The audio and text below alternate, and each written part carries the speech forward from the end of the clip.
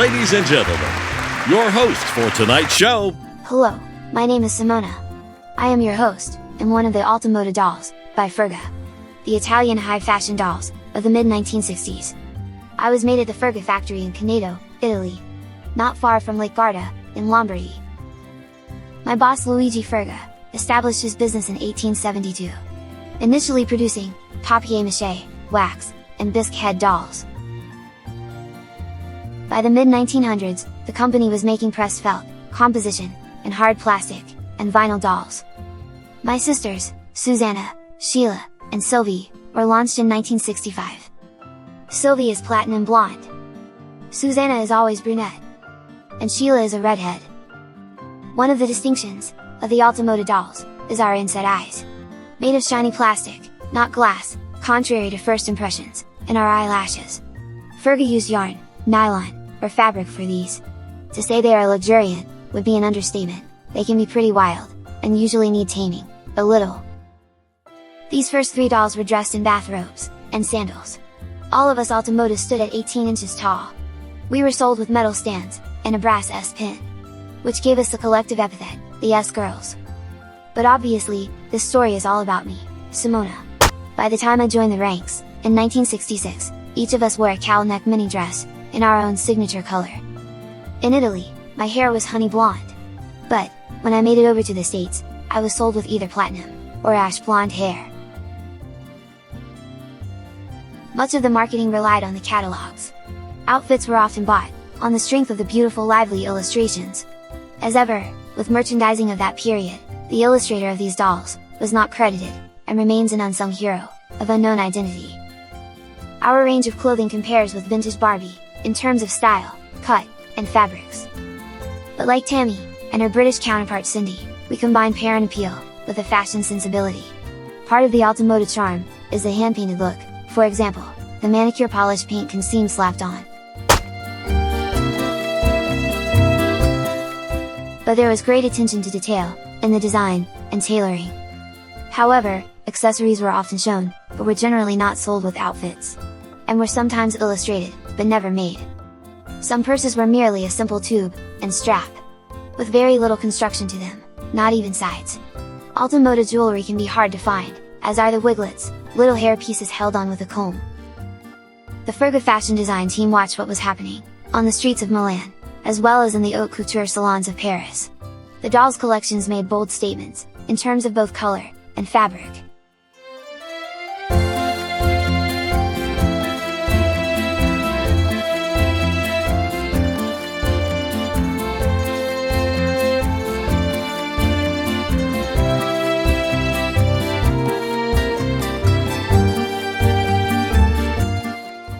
Glamour, was all, and travel, was one of the 1960s most glamorous pastimes. So naturally, the outfits had exotic names, like Orient Express, Acapulco, London, and Monte Carlo.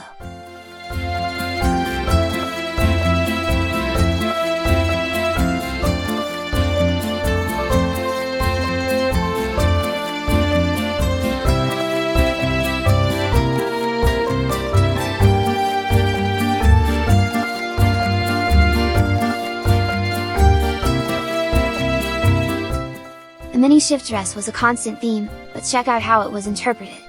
Shiny plastics, solid graphic prints, and uncompromising knit stripes, were all employed with gusto.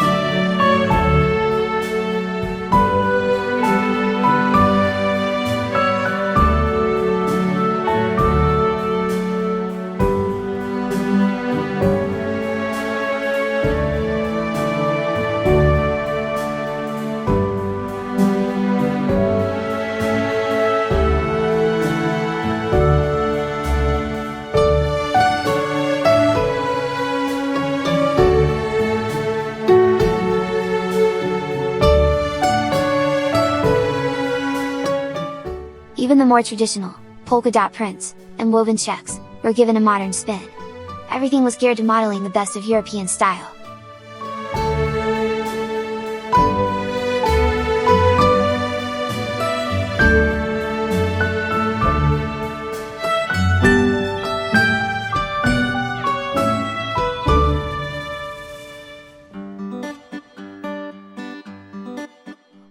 Famous movie stars of the day were also reference points. There are ensembles, based on clothes worn by Jean Moreau, Brigitte Bardot, and particularly Raquel Welch in the movie 100 Rifles, with Jim Brown.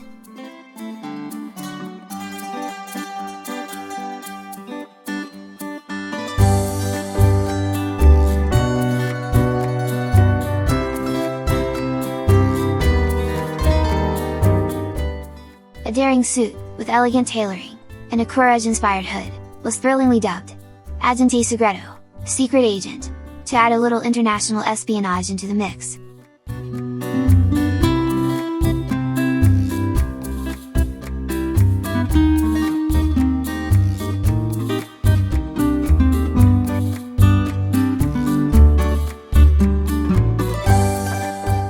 The fabric choice, and the range of patterns available, were especially important for the pared-down 60s silhouette. It was all about simple shape, and color. The influence of pop art even got a look in. Huge simplified flower prints appeared, centered on dresses, to charming effect. There is at the very least, a nod towards Mary Quant's signature daisy.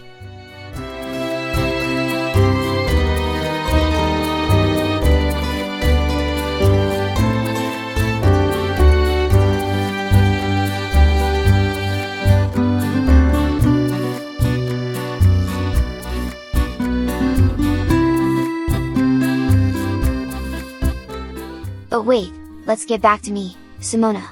I was the most versatile, and widely available doll.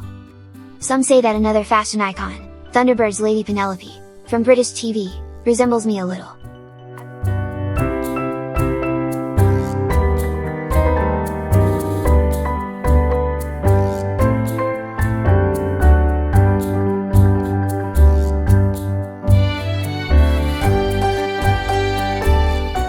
On the whole, we all still look gorgeous.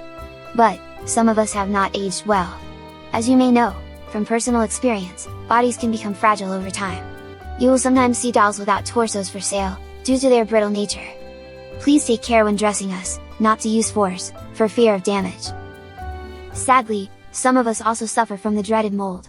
For some reason, dolls that have stayed in Italy, seem more prone to the mold affliction.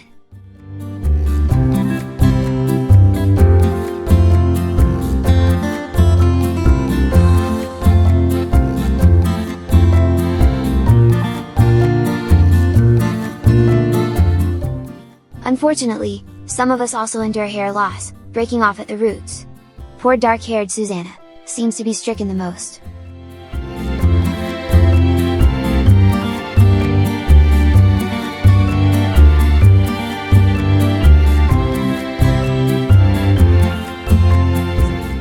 I was always the model of choice for bridal wear, always with an elaborate new hairstyle. There was a new wedding dress each year, just like couture collections. The range of outfits rivaled homegrown ranges, such as Madame Alexander.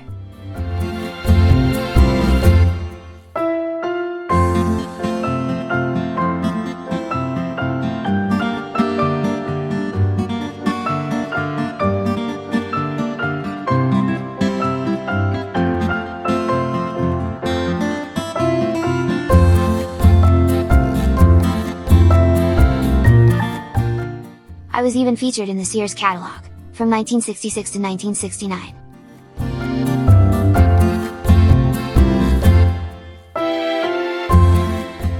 However, many of my outfits were highly exclusive, and only available in Italy, and other European countries. A cache of vintage postcards, issued by Ferga in the 1960s, demonstrates that the longevity of the company's doll factory, in Italy, is not due to luck.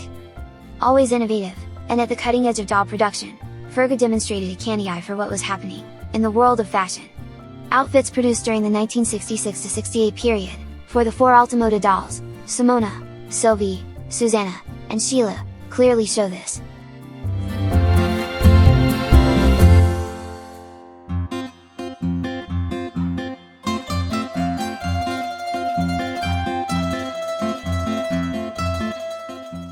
style, and innovation were not limited to the high-fashion Alta Moda dolls. The company produced little sister dolls, such as the 15-inch tall Tanya, as well as the tiny tots, Tilly, and Tina. All were decked out in the height of 1960s fashion. There was even a doll for the dolls, the diminutive mini Furga. 2 Tanya dolls in their 60s office. Good luck with opening those desk drawers. Looks like calls are coming in, and sales are going up. Is that a pencil, or a cigar? Tanya and a Furga toddler doll enjoy the views from their Riviera garden balcony. A stylishly dressed Tanya shows off her 60s fashions as she sets off for her passeggiata. Looks like Tanya had to head back home to pick up an umbrella in case of a shower. Sheila, in her blue mini dress, to contrast with her luxuriant auburn hair. That staircase and balcony are getting a lot of mileage in this shoot. Sylvie heads out for a spot of shopping in a suitable silk scarf. She's a well-traveled doll, judging by the stickers on her purse. Gardening time, assisted by a Furga toddler undergardener. Dig this! Platinum blonde Tanya sets to with her shovel. Tanya cares for the plants, using a watering can with painted on holes. Brunette Tanya rocks a red jumpsuit and a garden hose. Honey blonde curly Tanya entertains baby with a stuffed bird. This is not what I signed up for. I better check that modeling contract. It's that same dummy watering can again. Luckily, plastic flowers don't need much irrigation. Oh no! Sylvie's attack poodle has spotted one of the Furga tiny tots. Tina, or is it Tilly? Is it a boutique, or a pawnbroker? Wasn't Tanya carrying that green purse earlier? And the umbrella? Hopes he can get them back! A mini Furga doll is in the Geo-Cataly window. Snakeskin is ideal for showers. Saucy Tanya is going to get wet legs if she doesn't fasten that coat. Good gracious! How many vices can one doll have? Sheila loves to hang around bars, puffing on a cigarette. We're assuming it's tobacco she's smoking. Alta Moda girls are happy on either side of the bar. Make mine a double. Sylvie is looking pouty. She just can't do anything with her hair today. It's never wise to hang about in the middle of the road, Sylvie. Tanya is back at the shop, just checking that purse is still there. But it looks like she's lost out on the umbrella. The umbrella has reappeared. What terrible stock control! I'm trying out some hot pants, teamed with Sylvie's boots, from the road crossing photo. Maybe I'll pawn those too. Well, that's it. Thank you so much for joining me today. It's been an absolute pleasure. I do hope to see you all again soon. Goodbye!